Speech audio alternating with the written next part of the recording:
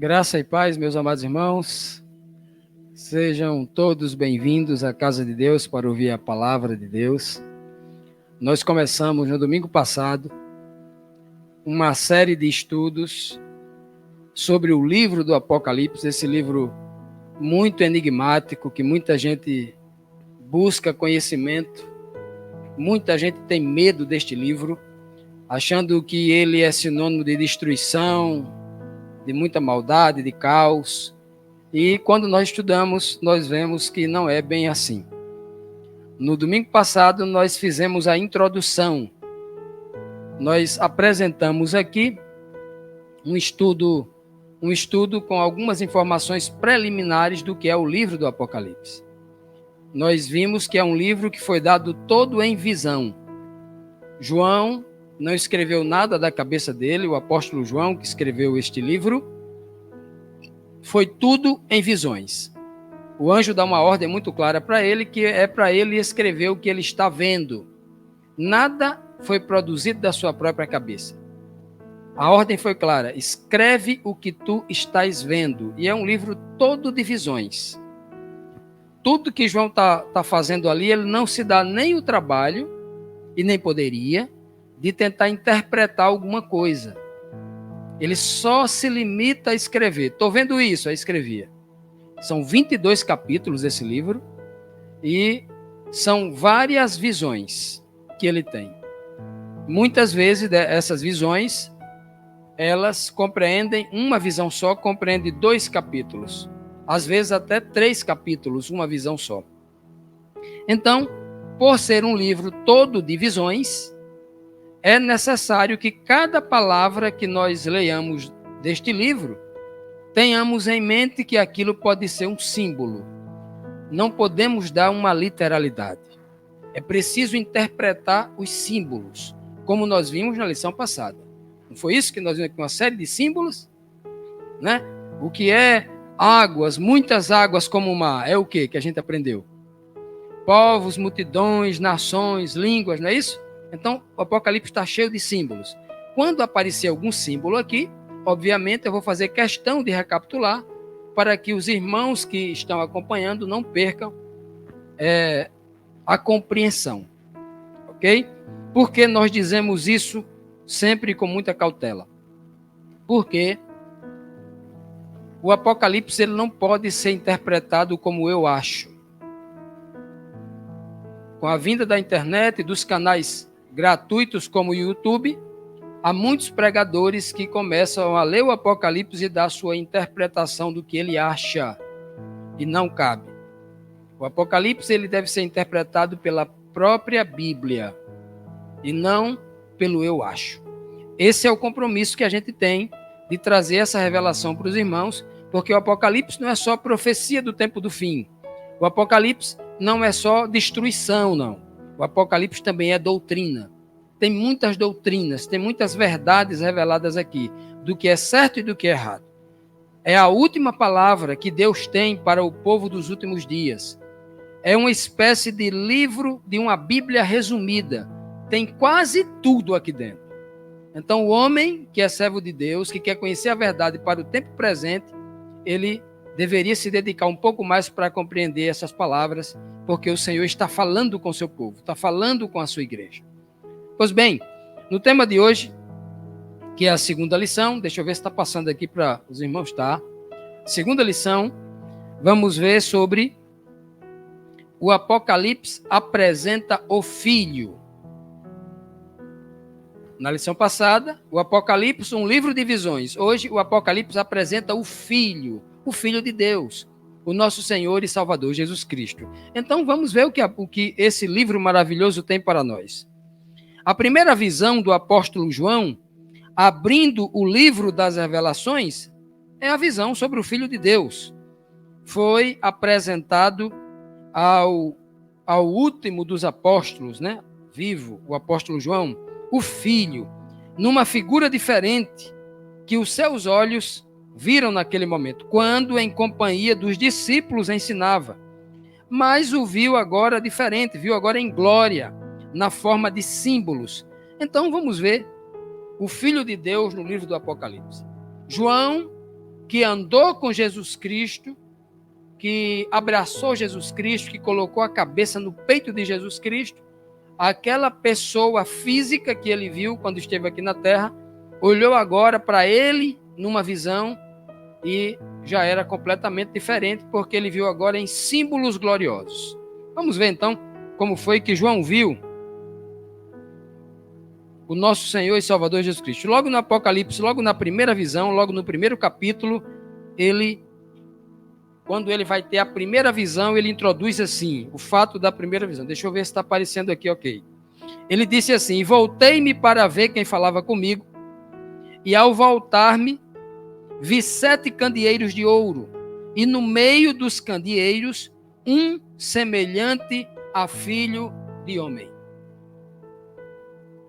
A primeira visão que João tem, ele está em espírito, foi arrebatado em espírito para algum lugar, e a primeira coisa, o primeiro contato é uma voz forte atrás dele. E ele se vira para olhar e ele vê um que é semelhante a filho de homem, ou filho do homem, né? Um semelhante aos seres humanos, como qualquer um de nós. O termo que ele usa aqui é filho de homem. Não teve outra palavra na Bíblia que Cristo tenha usado como título mais do que esta. Em todo momento que Cristo ensinava, ele falava de si mesmo na terceira pessoa, se chamando de o Filho do Homem. Ele exaltava esse aspecto, para que eu e você acreditasse, entendesse, que ele veio a este planeta como um ser humano, igual a eu e você, na mesma condição em que nós estamos aqui. Ele sendo um ser glorioso, o Filho de Deus, o Filho literal de Deus, um ser divino, que se esvaziou dessa divindade para vir aqui à Terra, como eu e você, experimentando a maior das humilhações, para se tornar um igual a mim e você, passando pela mesma experiência que eu e você passou. Nós nascemos de um pai e de uma mãe, as nossas mães tiveram a gente, deram à luz a gente. Da mesma forma, Cristo experimentou tudo isso. E a Bíblia o chama de Filho do Homem. Ele mesmo gosta de se intitular de Filho do Homem. Poucas foram as vezes que ele disse: e vocês verão o Filho de Deus. O Filho de Deus vai dar a vida eterna a vocês. Poucas vezes. Geralmente, quando ele estava julgando aquelas pessoas, os líderes religiosos que não acreditavam que ele tinha vindo de Deus. Mas em todo momento em que ele ensinava, ensinando o plano da redenção, ele sempre se chamava de Filho do Homem. Ele estava querendo dizer: eu vim aqui como humano igual a vocês, para ser um exemplo para vocês. Eu vou vencer para mostrar para vocês que cada um de vocês também pode ser vencedor. Basta que vocês permitam que eu coloque em vocês o meu espírito e vocês serão vencedores também, né? Então, o termo Filho do Homem aí, eu fiz uma pesquisa no dicionário Strong. James Strong, 1890. Aquela Bíblia chamada Bíblia King James. A Bíblia que William Tyndale escreveu na língua inglesa para o rei Jaime, o rei Tiago, né? O rei da Inglaterra. O Vaticano proibia que as pessoas tivessem uma Bíblia fora do idioma. Ou melhor, o Vaticano proibia que qualquer pessoa pudesse ler a Bíblia. Só quem podia ler a Bíblia era o clero, né? Era o Papa, os padres e tal. E aí o rei da Inglaterra, ele confrontou, ele desafiou os poderes da igreja de Roma. E então, escondido, o William Tyndale, que era um discípulo de Lutero, escreveu essa Bíblia. A Bíblia chamada... Essa versão está disponível até hoje aí nas livrarias. King James, é uma versão em inglês, né? King James Version, uma versão em inglês, a versão King James. E então, esse dicionário Strong é de James Strong. É um dicionário mais utilizado na teologia. Todo mundo que faz curso de teologia, ele vai estudar o dicionário Strong. E o dicionário Strong, você vai lá estudando a Bíblia eletrônica, você vai ver que tem um número em cada palavra. Você clica naquele número, e ele vai dizer o que é aquela palavra, ele faz uma análise uma análise gramatical daquela palavra, o seu sentido, os seus sinônimos, os seus antônimos. Ele faz uma análise geral. É como um dicionário mesmo. Então, o dicionário Strong, quando ele lê essa palavra filho do homem, né? Filho do homem, ele vai dizer o seguinte: filho de homem, filho do ser humano. Esse termo descreve a humanidade, tendo a conotação de fraqueza e de mortalidade. Ou seja, alguém que baixou num nível tão profundo que se tornou igual a gente, nesta fraqueza, nesta debilidade, para se tornar completamente dependente de Deus o Pai. Para ser um exemplo para nós. Para dizer para nós assim, ó, se vocês forem dependentes de Deus, como eu sou plenamente dependente de Deus, vocês vão ver que vocês serão vencedores como eu venci também. E essa é a grande obra de Cristo, nos dá esse exemplo. Mas o Apocalipse ele vai muito além disso, né? Por exemplo, na primeira visão, a visão do capítulo, eu sintetizei aqui para não ler todo o capítulo. Deixa eu ver se apareceu aqui para os irmãos. Apareceu aí. Eu dividi aqui do versículo 13 até o 16, 9 pontos em que João vê Jesus Cristo. Ele olha aquele filho do homem. Aonde que ele viu o filho do homem? No verso anterior que nós lemos. Vamos testar aqui a memória aqui dos irmãos. Ele viu aonde? Onde é que ele estava? Estava passeando, andando no meio dos candeeiros. Essa expressão ela é impressionante. Preste atenção nessa expressão. Se ele estava no meio dos candeeiros, o candeeiro ele era colocado no lugar santo do santuário. O santuário do antigo Israel, que é uma tipologia das ações de Deus para com a humanidade, existiam 2 compartimentos, chamados de lugar santo e lugar santíssimo. No lugar santo era onde estava o candeeiro. No lugar santíssimo era onde estava a Arca da Aliança, que era uma tipologia do trono de Deus o Pai.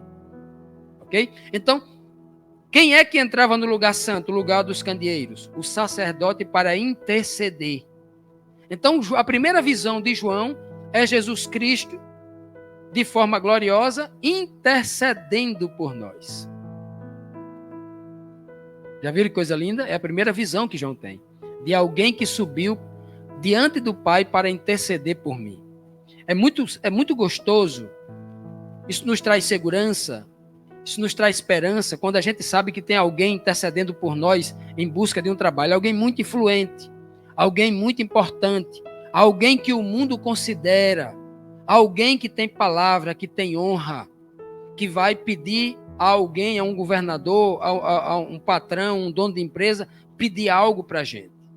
A gente fica confiante, porque aquela pessoa, pela reputação que ela tem, e a primeira visão que João tem é justamente de Jesus caminhando no meio dos candeeiros. Era algo tão perfeito, não era aqui na terra, obviamente, era uma expressão das coisas celestiais, que eram 7 candeeiros. E aqui, no primeiro tabernáculo, havia só um candeeiro no lugar santo. Ele está no meio de 7. E 7 na Bíblia a gente já estudou aqui, no próprio Apocalipse, não é isso? O número 7 simboliza o quê? O número da completude, o número da coisa completa, da obra completa de Deus, não é isso?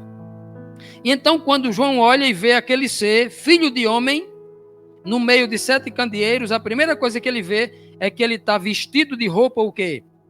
A linguagem bíblica antiga, né?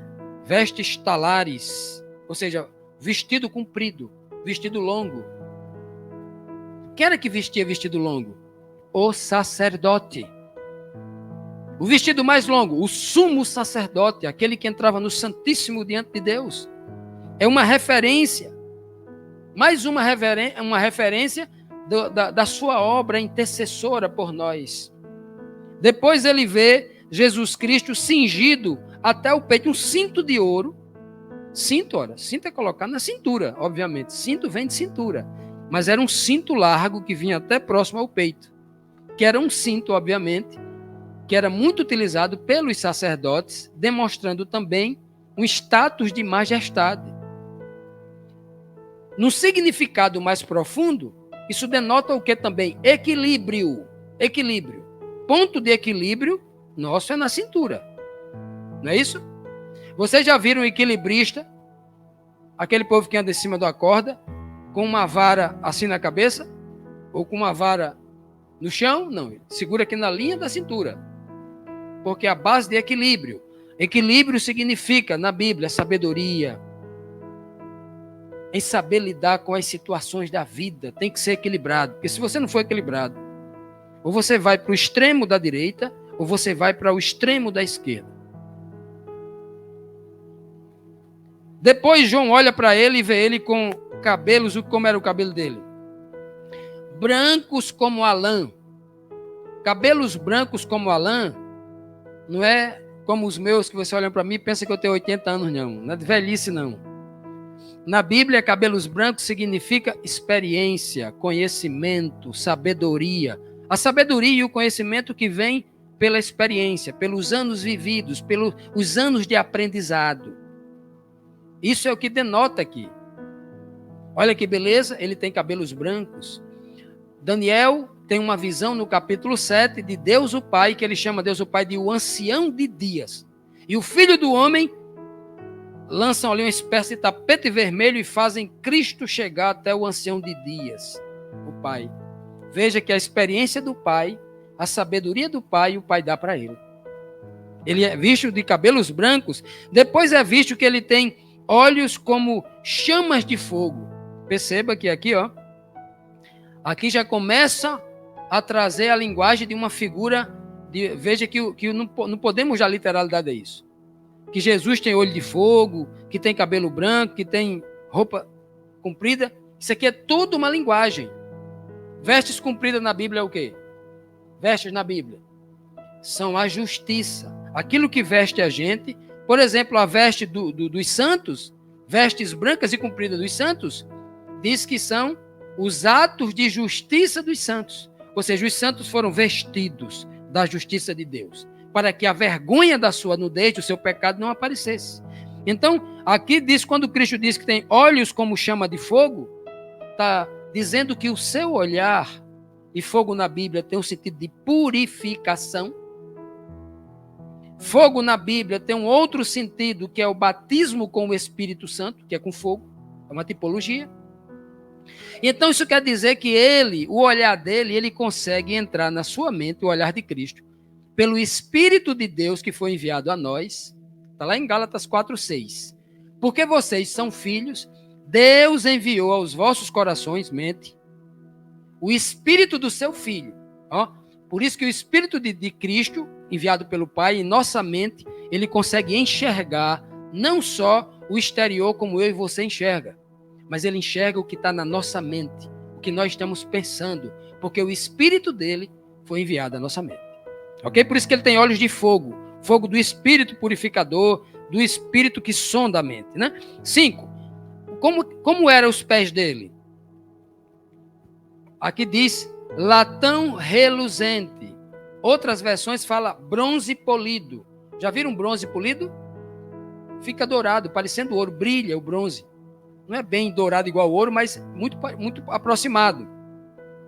E eu gosto dessa versão que fala aqui latão reluzente. Latão é algo parecido com bronze, entre o bronze e o ouro ali fica meio dourado, isso fica reluzente.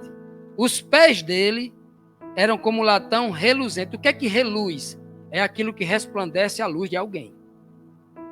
Aquilo que reluz é como um espelho, que você joga a luz do sol nele e ele reflete na direção em que está o espelho.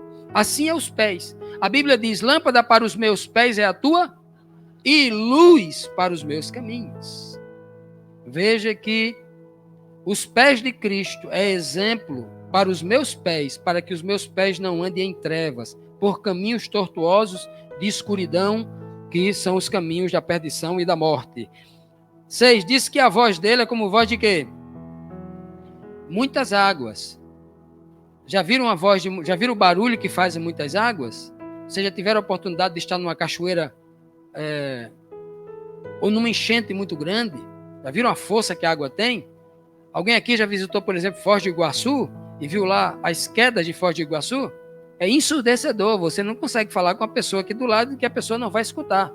Se você estiver naqueles pontos de observação próximo.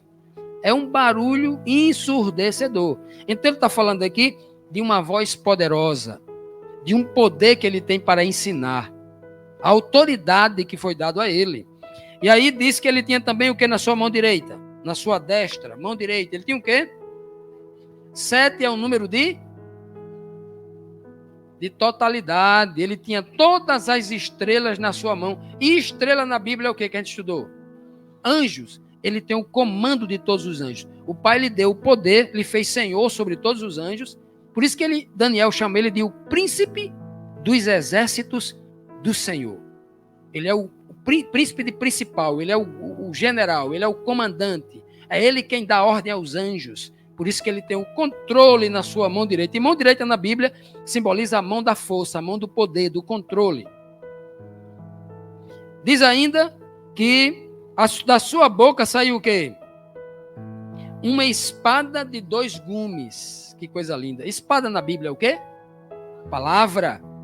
No livro de Hebreus, capítulo 4, versículo 12, diz que, pois a palavra do Senhor é mais afiada do que uma espada de 2, do jeito que está aqui. Então, João viu saindo da boca de Cristo uma espada de 2 gumes. Olha, isso não sai, isso é uma visão, veja que é uma visão tipológica. O que sai da boca de Cristo? Uma palavra com 2 gumes. Uma palavra que tem todo o conhecimento da ciência, o conhecimento de toda a ciência, da palavra, a compreensão de todas as coisas, e tem também o discernimento, o conhecimento das coisas espirituais que os olhos não conseguem ver. Tem 2 gumes. Por isso que todo ser humano, para entender as coisas profundas de Deus, é necessário que o Espírito de Deus esteja nele. Uma coisa é eu entender a palavra de Deus, a sua doutrina, dizendo isso é certo e isso é errado. Outra coisa é eu enxergar na palavra de Deus, por trás da letra morta, uma revelação mais profunda. Essas são as 2 facetas que há na palavra de Deus. O conhecimento técnico da doutrina, o certo e o errado, e o conhecimento profundo da palavra. Cristo tem para nos dar essas 2 coisas. Qualquer um dos lados corta a carne, que nós temos que anular. O homem carnal precisa ser morto para que nasça o quê? O homem espiritual. Por isso que a espada é uma tipificação da palavra de Deus, porque a palavra de Deus, quando entra em nós, e nós acreditamos nela, e entendemos a necessidade de viver ela começa a matar a carne, o homem carnal em nós. E por último, diz aqui que o rosto dele era como? Brilhava como o sol. Em algumas versões, como o sol ao meio-dia. O sol no esplendor da sua força. Ou seja, aqui João viu a glória de Deus resplandecendo nele. E Deus só dá a sua glória para aqueles que merecem. Cristo mesmo disse, eu não recebo glória dos homens. Eu só recebo glória de quem? Do meu Pai. A glória de Deus é perfeita. É uma honra com a medida certa. E aqui, quando João vê isso aqui, ele está reconhecendo na visão que Jesus Cristo recebeu do Pai toda a honra e toda a glória para ser o nosso Senhor. Vamos dar continuidade. A visão do Filho do Homem em glória nos apresenta 9 características a serem observadas no estudo. Roupa, cinto, cabelos, olhos, pés, voz, mão direita, boca e rosto. São essas 9 características, essas 9 características que a gente vê aqui descritas na visão de João. Esses aspectos simbólicos, como eu acabei de explicar, nos transmitem detalhes sobre a exaltação de Jesus Cristo, sobre o seu caráter também, devido aos méritos conquistados pela sua grande obra realizada aqui na terra, como um de nós. Vamos então aqui para a primeira pergunta. Quais os significados, ou que significados têm esses símbolos gloriosos no Filho do Homem, usando sempre somente a Bíblia, ok? Vamos perguntar a Bíblia. Veja que aqui, no livro de 2 Samuel 3,18, ele fala de roupa comprida, ele se refere numa tipologia a virgindade e pureza. Passou aí? Passou agora? Deu uma travada, né? Roupa comprida simboliza virgindade e pureza. Esse verso está lá em 2 Samuel essa tabela aqui, quem quiser verificar em casa. Essa tabela, quem quiser verificar em casa, pode me solicitar aí no WhatsApp que eu envio esse estudo aqui em PDF. Cinto de ouro simboliza justiça e fidelidade, conforme Isaías 11:5. Cabelos brancos, glória e conhecimento, Provérbios 20, verso 29. Olhos de fogo, lâmpada para a purificação, lâmpada para o conhecimento que purifica, Mateus 6:22. Pés de bronze, juízo e sentença, segundo Isaías 10:6. Voz de água, soberania e governo, né, sobre as nações. Mão direita, força para salvar. Boca, espada, palavras penetrantes. E rosto como o sol, luz para os povos. Então, são referências bíblicas que vão nos trazer aquele entendimento que nós acabamos de dizer aqui para os irmãos, tá bom? É um pequeno quadro aí, uma referência ao que os irmãos podem encontrar aí na Bíblia. Na abertura do livro das Revelações, Jesus Cristo é nos apresentado como sendo um Deus onisciente ou recebendo a revelação do único Deus onisciente. Como o Apocalipse apresenta Jesus Cristo? Como Deus, como a maioria das igrejas cristãs, infelizmente, tem ensinado? Jesus é apresentado logo no primeiro verso como um Deus ou como alguém que recebe uma revelação do futuro do único Deus? Vamos então perguntar aqui ao primeiro verso da Bíblia, que está em Apocalipse 1, versículo 1. Diz assim: revelação de Jesus Cristo que Deus lhe deu para mostrar aos seus servos as coisas que brevemente devem acontecer, e enviando-as pelo seu anjo, as notificou a seu servo João. Perceba aqui nesse texto, claramente, o texto ele é simples e objetivo. A revelação do texto pertence a quem essa revelação? Quem é o dono da revelação? Jesus Cristo. Revelação é de quem? Está aí, revelação é de quem aí? A revelação é de quem? De Jesus Cristo. Pertence a ele a revelação. Mas essa revelação, ele tirou da sua própria mente onisciente ou ele recebeu de alguém? Que Deus lhe deu. Então perceba que se Jesus fosse um Deus onisciente igual ao Pai, o Pai não precisaria lhe dar a revelação do futuro. Ele já tinha na sua própria mente. A partir do momento em que ele recebe a revelação, é porque ele não tinha. Alguém lhe deu a revelação. Estamos aqui tentando diminuir a pessoa de Cristo? Não. Estamos exaltando a obra de Cristo. Porque o sacrifício que ele fez, sendo divino, se esvaziando para vir como ser humano igual a você, e continuar a eternidade com essa dependência do Pai, é um sacrifício inigualável que ele fez por causa de mim e você.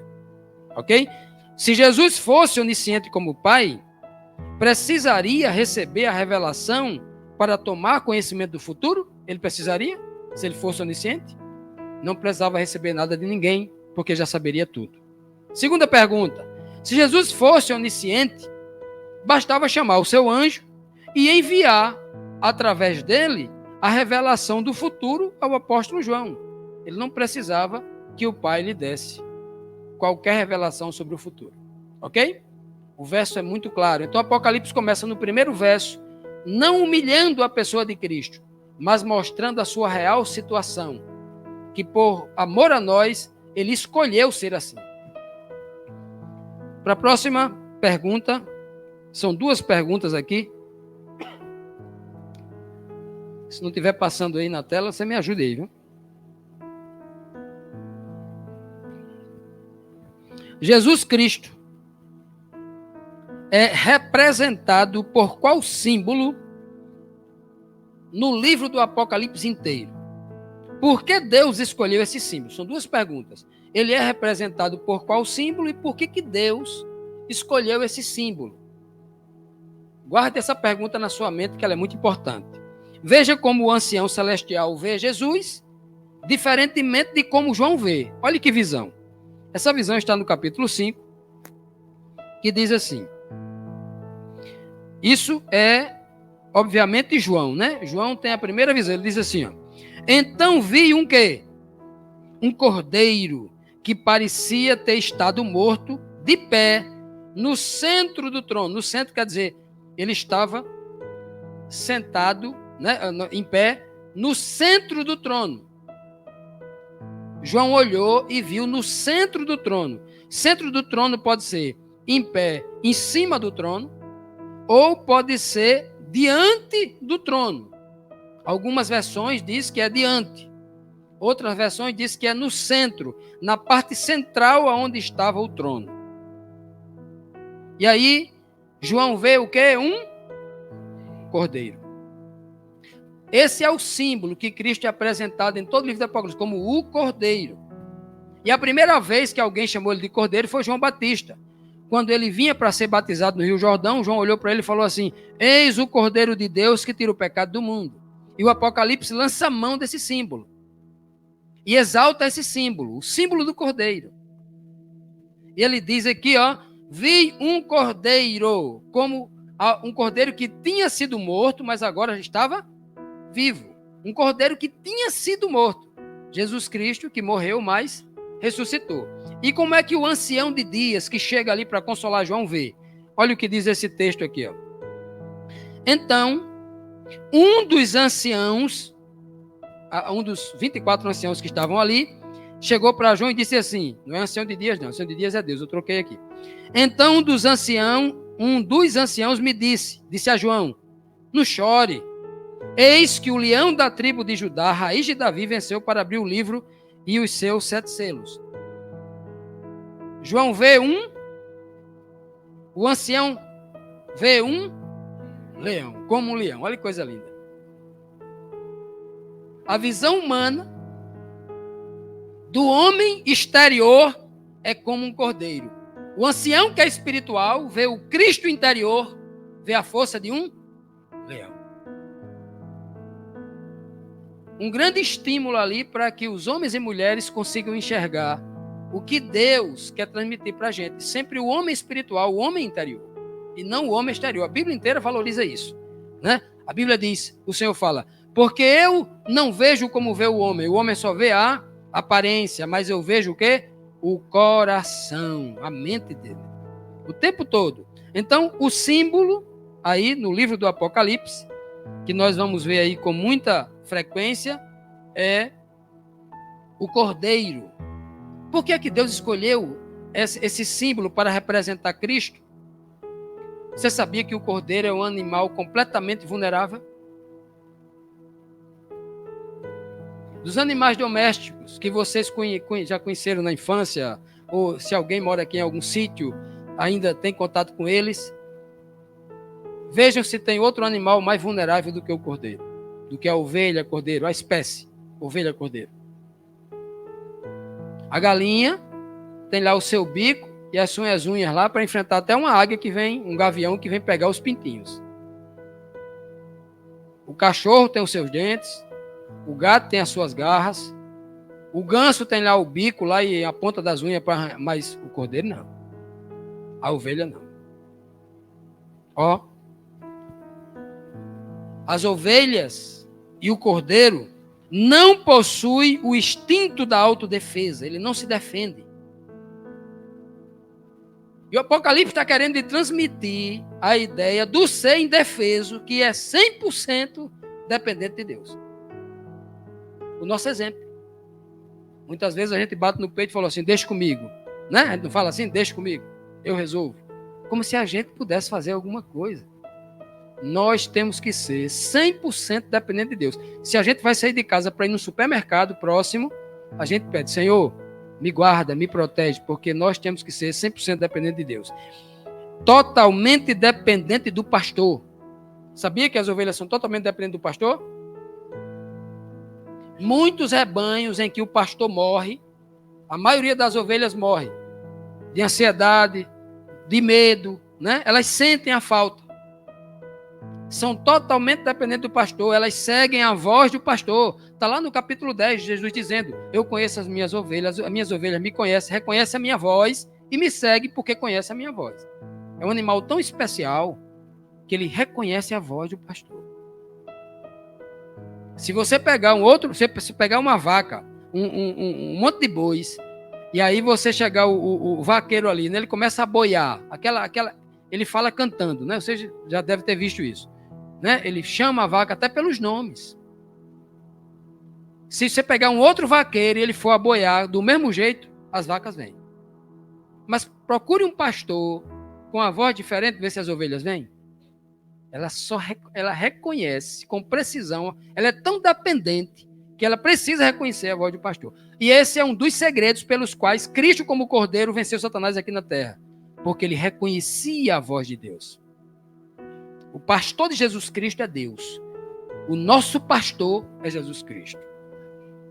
Ó, e diz aí, outra coisa importante. Sabe a diferença entre cordeiro e carneiro? Cordeiro é até 1 ano de idade. Carneiro é depois de 1 ano.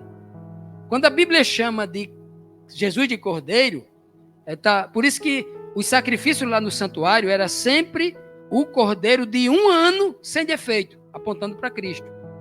A Bíblia chama de cordeiro porque até 1 ano ele é filhote, ele é dependente da ovelha. Quando a Bíblia dá esse título a Jesus Cristo de cordeiro, ele está dizendo, é um ser que até hoje, apesar de toda a sua glória, todo o poder que o Pai lhe deu, ele ainda é dependente do Pai, para me ensinar a mim e a você a ser dependente dele também. Maravilhoso isso, né? Como o Filho do Homem é apresentado ao apóstolo João, homem ou Deus? Eu quero ratificar, já mostrei um verso aqui, eu quero mostrar mais 2.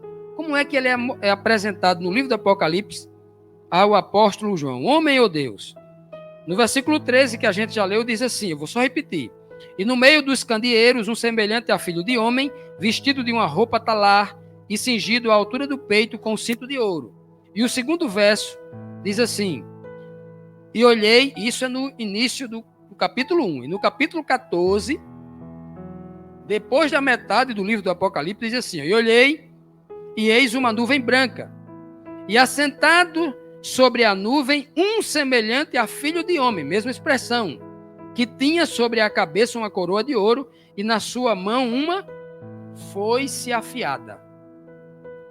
Veja que João sempre vê Jesus Cristo como filho de homem. Filho do homem, filho de homem. Percebam 2 coisas. Na primeira visão, quando ele está no meio de 7 castiçais, vestido de vestes longas, ele ali está remetendo uma ideia de sumo sacerdote, vestido como sumo sacerdote. Aquele momento ali, a Bíblia está me transmitindo uma ideia de que ele está ali como intercessor, fazendo um papel de intercessor, sacerdote intercessor. Mas no capítulo 14, diz que ele vem como agora, o 14? Ele vem como um rei coroado. Quem é que tem coroa na cabeça? Um rei. Olha, como um rei coroado, retornando numa nuvem branca nos céus, vem do céu para a terra. É um retorno. E traz na mão a foice afiada. Na primeira visão, como intercessor, sacerdote. Na segunda visão, como rei, que julga. Foice para colher, foice para julgar, separar o joio do trigo. Julgamento. Por isso que a Bíblia diz que, na tipologia de Melquisedeque, Cristo é o verdadeiro rei e sacerdote. É por isso que Apocalipse diz no capítulo 1, que nós vamos estudar aqui também, que nós fomos comprados por Cristo para no reino de Deus sermos reis e sacerdotes. Coisa linda, não é? Na figura de Cristo, por isso que apareceu um Melquisedeque lá nos dias de Abraão, que ele era rei e sacerdote, né? Rei de Salém e sacerdote. Ele era as 2 coisas. E Hebreus capítulo 7 traz isso à tona, dizendo que ele era uma tipologia de Cristo. Cristo é o verdadeiro rei e sacerdote. É aquele que, ao mesmo tempo que me defende diante de Deus, que intercede por mim como meu advogado diante de Deus, um dia ele também será o rei, ele será o juiz, porque o rei é quem dá a sentença de morte. Ele é rei e sacerdote. Ok? Essa é a visão maravilhosa. Próxima pergunta. Como Jesus se apresenta, né? Que está C, mas está errado. Como Jesus se apresenta às 7 igrejas? Eu fiz um outro quadro aqui e queria trazer para os irmãos aqui, certo? Esse quadro aqui, que Cristo se apresenta às 7 igrejas dessa forma aqui. Deixa eu ver se apareceu o quadro aqui. Apareceu? Então, próximo estudo, eu acredito que seja as 7 igrejas do Apocalipse. Vamos estudar sobre cada uma igreja essa daqui, ó. Então, as 7 igrejas estão na ordem aqui, ó. Igreja de Éfeso, Esmirna, Pérgamo, Tiatira, Sardes, Filadélfia e Laodiceia. Essas 7 igrejas que estão aqui. A cada uma dessa igreja, Cristo se apresenta. A Éfeso, ele diz assim, ó, é aquele que tem o quê? Que tem o quê? Na sua destra, as 7 estrelas. Ó, isso é no capítulo 2 de Apocalipse. Ele está dizendo, ó, João me viu no capítulo 1, tendo as 7 estrelas nas 10. Aí ele vai dizer no capítulo 2, igreja de Éfeso, eu sou aquele que tem na destra as 7 estrelas, estou andando no meio dos candeeiros. A igreja de Esmirna, ele se apresenta como sendo o primeiro e o último. O primeiro, o princípio, que estava lá na criação do mundo, né? E o último a ser exaltado por Deus. Ele é aquele também que morreu, mas que ressuscitou. Isso trazendo esperança à igreja de Esmirna. A igreja de Pérgamo, ele se apresenta como aquele que tem a espada de 2 gumes. A igreja de Tiatira, ele se apresenta como sendo filho de Deus, que tem olhos de fogo e pés reluzentes. A igreja de Sardes, ele se apresenta como aquele que tem os 7 Espíritos de Deus e as 7 estrelas na mão. A igreja de Filadélfia, ele se apresenta como santo e verdadeiro e tem as chaves de Davi. Ele fecha, ninguém abre, se ele abrir, ninguém fecha. E a última igreja, que é a igreja nossa, essa agora estamos vivendo no período de Laodiceia, ele se apresenta como o Amém. O Amém é o assim seja, a conclusão. A testemunha fiel e verdadeira, como o princípio da criação de Deus. No último momento, ele sempre lembra. Lembre-se que eu estava lá no princípio. Isso é maravilhoso. Vamos então para a próxima pergunta. Que preciosa mensagem nos é transmitida pelo símbolo de Jesus no Apocalipse? O que isso nos diz sobre a sua natureza, a natureza de Jesus? Qual é o símbolo de Jesus? Cordeiro, muito bem, vocês estão aí afiados. Veja aqui, no capítulo 5, versículo 12, diz assim: aqui são as criaturas dos céus, os 24 anciãos, os seres viventes, os anjos, né? Diz assim, que com grande voz eles diziam, digno é o Cordeiro que foi morto de receber poder, riqueza e sabedoria e força e honra e glória e louvor. Veja que os seres celestiais, aqui são 4 seres viventes, vamos estudar também sobre isso, os 4 seres viventes e os 24 anciãos. Logo em seguida, daqui no versículo 13, a gente vai ver que é toda criatura. Também vamos estudar os detalhes desse capítulo 5. Mas agora, eu quero que vocês olhem para o versículo 12, mostrando que as criaturas celestiais são as primeiras a reconhecer que o Cordeiro é digno. Digno de receber o quê? 7 coisas. 7 coisas. Perceberam aí as 7 coisas aí? Tá aí as 7 coisas aí, ó. Poder, riqueza, sabedoria, força, honra, glória e louvor. 7. Sabe por que ele vai dizer 7? Porque no versículo 6 aqui desse capítulo, ele vê o Cordeiro diante do trono, e o Cordeiro diante do trono está com 7 chifres e 7 olhos. Olha que tipologia. O Cordeiro que tem 7 chifres e 7 olhos. E esses 7 chifres, esses 7 olhos, são os 7 Espíritos de Deus que estão sobre toda a terra. Diz lá o versículo 6.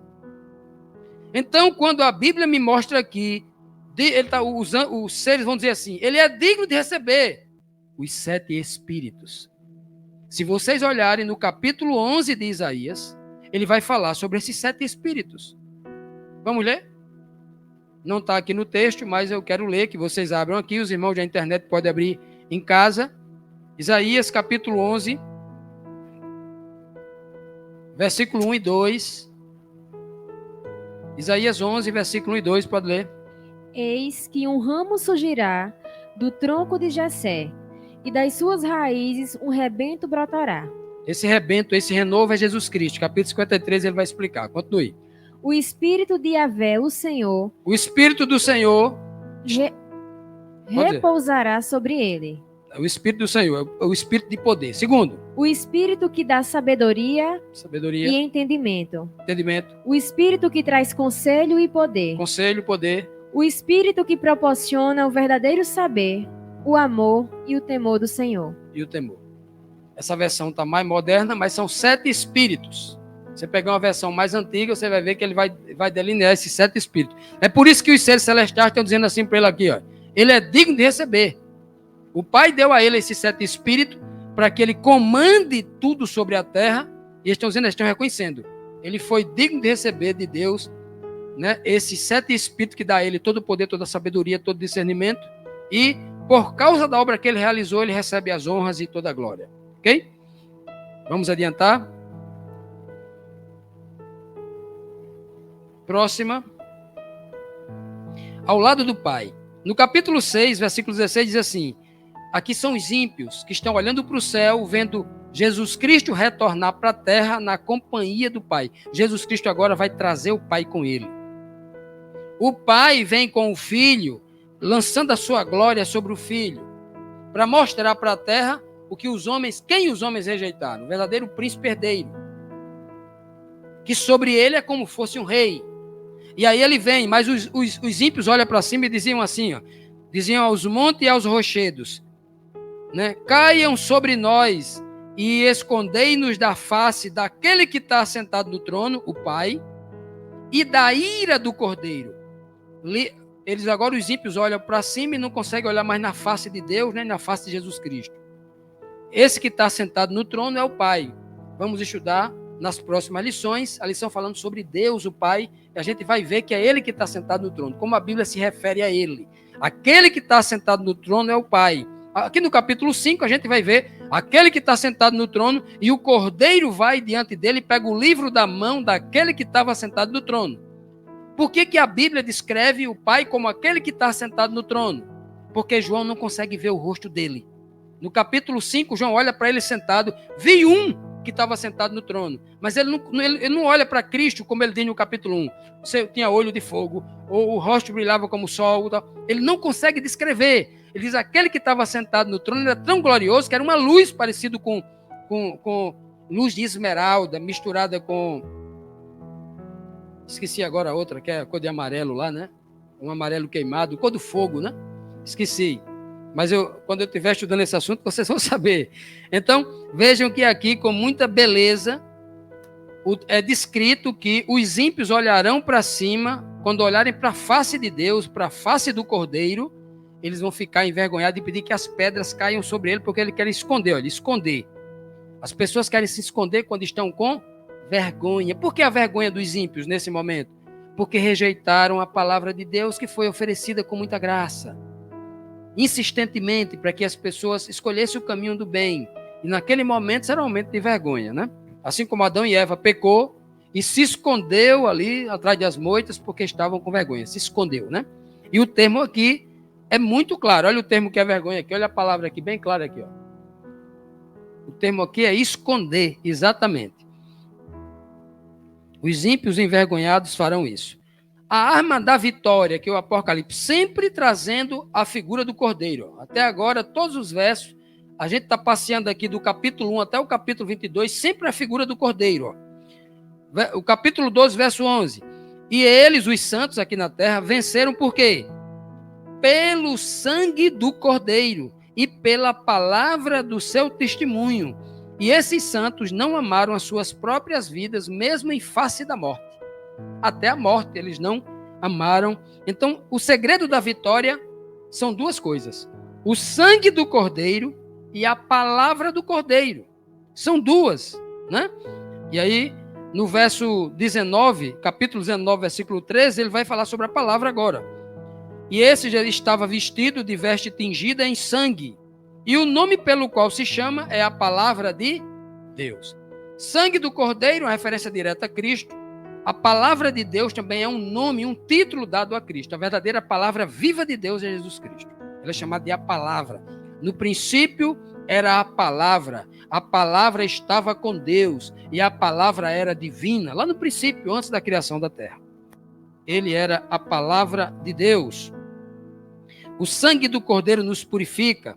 A sua palavra também purifica. A Bíblia chama a palavra de... Paulo chama a palavra de água. A lavagem da água pela palavra. A palavra é purificadora. Apocalipse 14, versículo 4, apresenta novamente o Cordeiro, sendo aquele que guia e protege os santos. Então, estes são os que não se contaminaram com mulheres, porque são virgens. Também outra tipologia aqui, viu? Não vai pensar que aqui só vai para o céu os solteiros, não. Aqui, mulher, aqui na Bíblia, aqui são igrejas caídas, igrejas prostituídas com falso evangelho. Aqueles que não se contaminaram com doutrinas das igrejas, que Apocalipse 17 vai apresentar, igrejas caídas. Vamos estudar aqui também isso. Ok? Esses santos são aqueles que não se contaminaram com mulheres, com as doutrinas das mulheres, porque são virgens quanto a ouvir falsa doutrina e seguir mentira. Estes são os que seguem o Cordeiro para onde quer que o Cordeiro vá. Estes foram comprados dentre os homens da terra, ó, para serem como o quê para Deus? Primícias para Deus e para o Cordeiro. Sabe o que é ser primícia? Primícia vem de primogênito, de primeiro. O Senhor está dando uma honra aqui aos santos, uma honra imerecida, porque havia uma bênção especial para os primogênitos, para os primeiros.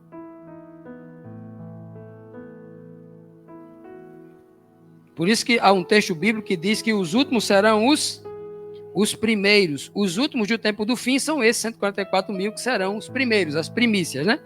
Aqui no capítulo 15, no versículo 3, diz assim, sobre o louvor.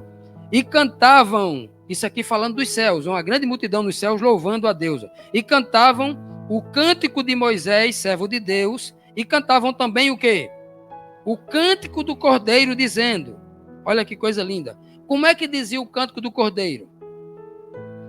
Grandes e admiráveis são as tuas obras, ó Senhor Deus Todo-Poderoso.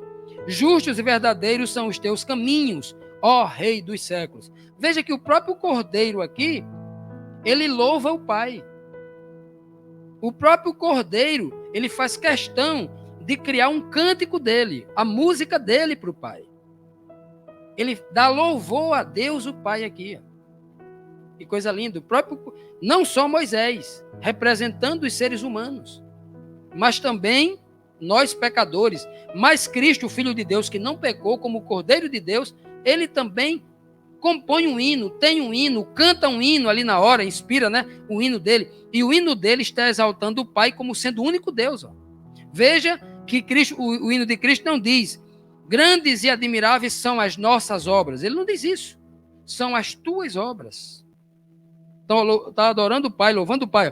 Grandes e admiráveis são as tuas obras, ó Senhor Deus Todo-Poderoso. A música do Cordeiro está exaltando o Pai, está adorando o Pai, né?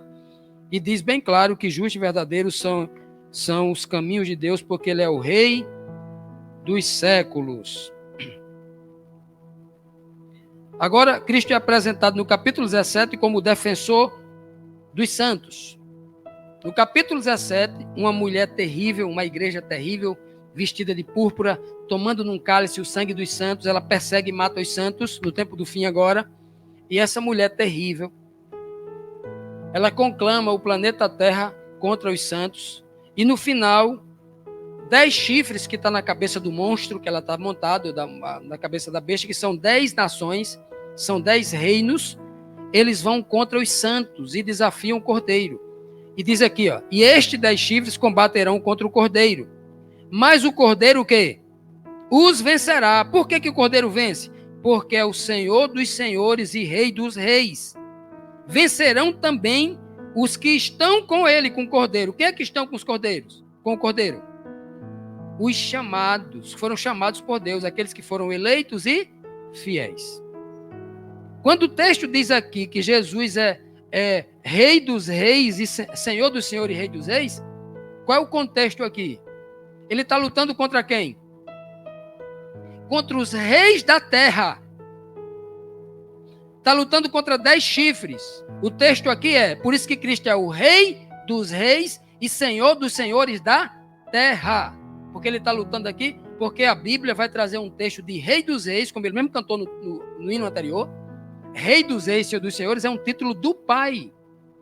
O Pai é o Rei dos reis, Senhor dos senhores do universo. E Jesus Cristo, o Filho do homem, ele é o Rei dos reis e Senhor dos senhores dos reis da terra. E esse é um detalhe muito importante, que tem gente, quando lê a Bíblia, não presta atenção nesse detalhe e confunde o pai com o filho em determinadas partes da Bíblia. Ok? Vamos adiantar, então. Próxima pergunta. O esposo fiel. Apocalipse 19, versículo 7, diz assim: regozijemo-nos e exultemos, e demos-lhe glória, porque são chegadas o quê? O casamento do Cordeiro, e já a sua noiva se preparou. Olha que coisa linda. Quem é que vai se casar com a igreja de Cristo, a noiva pura daqui da terra? Quem é que vai se casar? Um cordeiro. As mulheres aqui presentes, se alguém dissesse, vou arrumar um marido para você, aí trouxesse um cordeiro, você aceitaria? A mulher se casa com o homem, não é com o cordeiro. A figura tipológica do cordeiro aqui é justamente para fazer uma ligação santa. Está dizendo, um cordeiro se casa com quem? Com ovelha. Casa com alguém da sua mesma espécie. Ou seja, é um ser humano que está casando com um ser humano. É um ser humano que foi transformado, ressuscitado no corpo transformado, que vai se casar com uma igreja humana, que será ressuscitada e transformada. É por isso que é as bodas do cordeiro. E esse termo é muito importante você entender. Vamos ver se é isso mesmo. O cordeiro se casa com a igreja pura. Passou aí? Passou não, né? Agora passou. Isso. O cordeiro como resplendor. A Bíblia diz que na nova cidade, a Santa Jerusalém, a cidade que Deus está preparando para os santos viver eternamente, nessa cidade ela não mais necessitará de quê? O Senhor vai destruir o sol, né? No novo céu, a nova terra que ele vai fazer, vai destruir o sol, vai explodir o sol, é isso? Não. Está dizendo que não necessita mais da luz do sol, nem da luz da lua. Por quê? Para que nela resplandeça a sua luz. Porém, a glória de Deus, a luz de Deus tem iluminado essa terra. E o cordeiro é o quê? Já viu? Dois símbolos aqui. O primeiro símbolo é que ele usa cordeiro já como nome definitivo de Cristo. E agora ele diz que o cordeiro é a lâmpada. Outro símbolo. Um símbolo dentro do símbolo. Está dizendo que Jesus Cristo é a lâmpada. Perceba que eu não quero que vocês olhem para cima, não, mas tem essas lâmpadas aqui acesas. Senão eu vou ficar cego aí. Essa lâmpada que está acesa aqui. Se nós desligarmos a energia elétrica, ela não serve para nada. Serve para alguma coisa? Nem para ornamentar. Porque a lâmpada só tem serventia quando ela, dentro dela, passa uma energia. Para que ela resplandeça a luz. Por isso que o cordeiro é o resplendor da glória do Pai. O Pai tem esplendor próprio, mas o Filho é o resplendor. Por isso que ele é chamado de lâmpada. O Pai coloca dentro dele a sua luz para que ele resplandeça a luz de Deus. Por isso que na nova terra, Deus é quem vai iluminar através do Filho, através do nosso Senhor e Salvador Jesus Cristo. É por isso que Cristo diz assim, vós sois a luz do mundo. Porque nós estamos aqui na terra para resplandecer não a nossa própria luz, mas a luz de Cristo. Vamos adiantar. Estamos chegando aí já no finalzinho, né? O Cordeiro também é quem dá acesso à vida eterna. Olha o que diz o capítulo 21. Estamos chegando, veja que o Cordeiro está presente em todos os capítulos. Vai dizer assim, ó, em todas as visões.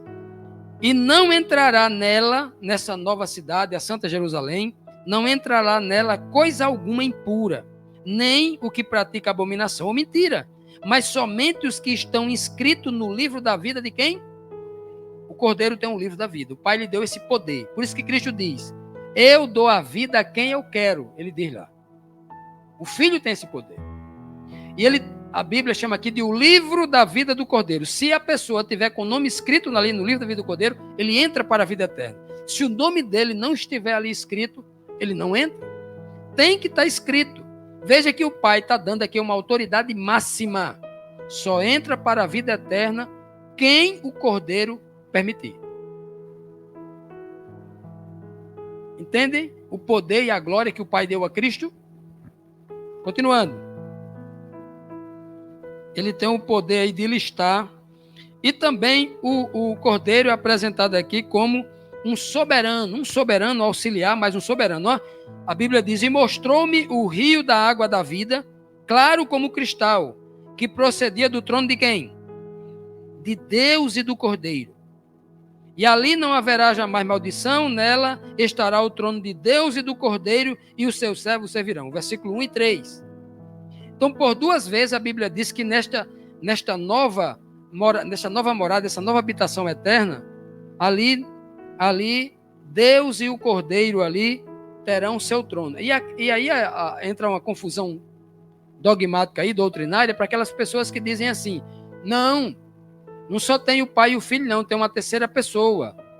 A doutrina da Trindade, criada na Idade Média, não tem uma trindade, são 3 deuses, Pai, Filho e Espírito Santo. A gente vai ter uma lição aqui dentro do Apocalipse buscando o Espírito Santo como pessoa. Não vamos encontrar em lugar nenhum da Bíblia isso não, ok? A Bíblia diz claramente que só há 2 pessoas ali, o Pai e o Filho. O Espírito de Deus, já está dizendo, o Espírito de Deus é aquele que está dentro dele, o Espírito de Jesus Cristo é o Espírito que está dentro dele. A igreja, nos últimos 30 anos, inventou uma doutrina aí que não existe, dizendo que o Espírito Santo é um terceiro Deus, uma pessoa, que não tem base bíblica. A Bíblia pregada por Jesus Cristo e pelos apóstolos é que há um Deus só, o Pai, e que Jesus Cristo é o Senhor, e que o Espírito, a Bíblia chama de o Espírito de Deus. Em lugar nenhum da Bíblia está escrito o Espírito Deus, o Deus Espírito. Não tem isso na Bíblia, não. Em lugar nenhum da Bíblia diz o Deus Filho, o Filho Deus. Não, em lugar nenhum. O Filho de Deus, de propriedade, de alguém. Ok? A gente vai fundo nisso aqui. Ok? Nas lições. Então aqui o texto está dizendo que nesta nova terra nós olharemos para 2 pessoas apenas. O Pai, o Deus e o Cordeiro. As únicas 2 pessoas que estarão lá. O pastor e mediador, olha que coisa linda isso aqui. Esse texto aqui é lindo. Passou aí? Passou. No capítulo 7, versículo 17, diz assim, porque o Cordeiro, que está onde? No centro do governo, que trono na Bíblia simboliza governo, poder para governar, tá bom? No céu não é necessariamente, existe um trono que Deus, um senhor de idade, cansado, sentado no trono. Ele não precisa de trono, Deus. Trono é uma tipologia na Bíblia, somente aqui no Apocalipse, que denota poder de governo, soberania para governar. Porque o Cordeiro que está no meio, diante do trono, os apacentará e os conduzirá às fontes das águas da vida. E Deus enxugará dos olhos toda lágrima. Veja as 2 informações dadas aqui a Jesus Cristo. Primeiro, diz que Jesus está onde? No meio. A palavra meio aí quer dizer mediador. Mediador, meio mediador. Há um só Deus e um só mediador que está entre Deus e os homens. Jesus Cristo, homem, ele está no meio mediador. Entre Deus, o Pai, e a humanidade existe um mediador, o meio, Jesus Cristo, o Cordeiro.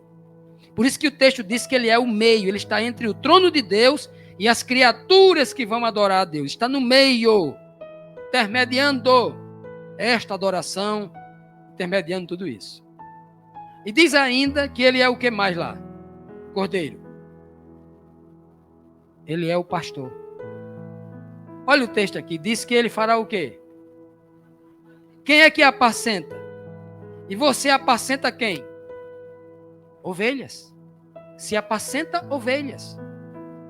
Diz que o Cordeiro apacentará as ovelhas. Já viram isso? Um cordeiro apacentando ovelhas? Por que é que a Bíblia usa essa tipologia, um cordeiro apacentando ovelha? Por que ele diz que é cordeiro? Por que ele não diz que ele é o pastor que vai apacentar as ovelhas, que é o cordeiro quem vai apacentar? Sabe por quê? Porque ele quer transmitir uma mensagem linda e profunda para cada um de nós. É simples, está aqui, ó. É simples. Temos aqui o cordeiro, temos aqui as ovelhas. Cordeiro e ovelhas. Por que é que um cordeiro vai apacentar ovelhas? É simples, porque eles são da mesma espécie. Quem está no céu lá, como o cordeiro intercedendo por mim e você, não é um Deus, não, é um ser humano como eu e você. Alguém que um dia se vestiu da humanidade. Alguém que se fez homem, como eu e você, para poder, diante de Deus o Pai, interceder por mim com toda a fidelidade. E Deus o Pai o exaltou, lhe dando uma autoridade de soberano, que hoje ele é acima dos anjos e dos homens. Lhe deu autoridade pelo que ele fez, não pela sua aparência, mas pelo que ele é, de fato e de verdade. O que ele é interiormente. Nele, em Jesus Cristo, hoje, habita toda a plenitude da divindade. Ele se tornou a habitação plena de Deus, o Pai. Ninguém no universo é assim, só ele. No livro de Mateus, capítulo 11, versículo 27, Cristo diz assim, ó, ninguém conhece o Pai a não ser o Filho. E ninguém conhece o Filho a não ser o Pai. Só duas pessoas, ó, não tem uma terceira no meio. Se houvesse um terceiro Deus onisciente aí, ó, já imaginou? Cristo fala ninguém. Cristo está tirando qualquer outro ser do universo. Só tem duas pessoas, Pai e Filho. E é por isso que Jesus Cristo, nos céus como Cordeiro, ele será o pastor que apacentará as ovelhas. Ele é o Cordeiro que vai se casar com a igreja. E você não vai ver nunca o casamento de um Deus com um ser humano. Só na mitologia grega. Zeus que vai descer aqui na terra e vai seduzir uma mulher para ter um filho semideus. Só na teoria grega. Na Bíblia não tem isso não. Na mitologia grega tem isso. Pegaram essa mitologia grega e trouxeram para dentro do cristianismo para tentar fazer de Cristo um Deus ou um semideus. Isso não pertence à Bíblia. Isso vem da cultura grega, da mitologia. Cuidado com os ensinamentos. Porque, passou aí? Passou. Porque Jesus ama a figura de um cordeiro, um animal frágil, oriundo da terra. Não seria mais adequado usar um símbolo mais glorioso de força, de poder, de glória, como de um leão, de um elefante, de um rinoceronte, ou uma dessas bestas selvagens, né, muito forte, temerosa? Já que o poder do mal é representado por animais como Leviatã, Behemonte e a besta com dentes de ferro. O mal sempre apresenta algo exterior, de aparência exterior, amedrontador. Mas Deus é o contrário. Aqueles que vencem sempre têm aparência frágil, pequeno, indefeso, porque Deus é quem combate por eles. Lembra de Davi e Golias? É nesse cenário aí que o Senhor dá vitória aos seus filhos. Pois bem, em síntese, eu queria fazer uma síntese agora, como os capítulos do livro do Apocalipse descrevem o Cordeiro. Vamos tentar aqui, vamos fazer aqui um passeio aqui rapidamente para a gente concluir, fazer uma síntese aí do livro do Apocalipse. No capítulo 1, eu quero ler aqui na tela para vocês, vou dar as costas aqui um pouco para os irmãos da internet, diz assim, ó, capítulo 1. No capítulo 1, Jesus Cristo é apresentado, né, em símbolos, né, como Filho do Homem em glória. Aqueles símbolos, né, olhos de fogo, pés de latão reluzente. Capítulo 2, ele está falando às 7 igrejas. É ele quem fala, é o Espírito de Cristo que fala às igrejas. No capítulo 4 e 5, o Cordeiro está sendo exaltado pelo Pai e louvado por todas as criaturas do universo. Capítulo 6 e 7, o Cordeiro está abrindo o livro dos 7 selos, que ele pegou da mão de Deus. No capítulo 8 e 9, é o sacerdote oferecendo incenso e autorizando o toque das 7 trombetas que vai ser tocada sobre o mundo. No capítulo 10 e 11, ele está com o livrinho aberto e com a vara de medir, que ele vai passar para João medir ali, começar o juízo. No capítulo 12 e 13, ele está batalhando contra o dragão e permitindo que a besta possa agir. No capítulo 14, ele está com os 144 mil sobre os montes Sião, né? Os 144 mil estão selados.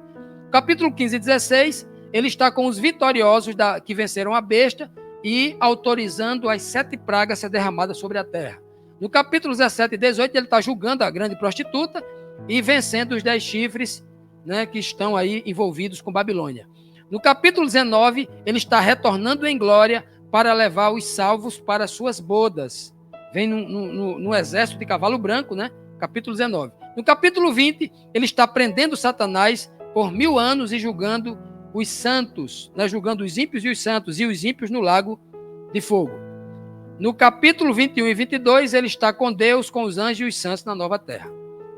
Então, em todo o livro do Apocalipse, nós vemos o Cordeiro, o Filho, sendo apresentado, e aí está a síntese. Ok? Então, sobre o Filho, nós apresentamos uma síntese.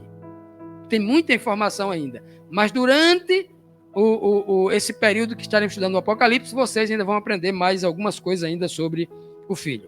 Tá bom?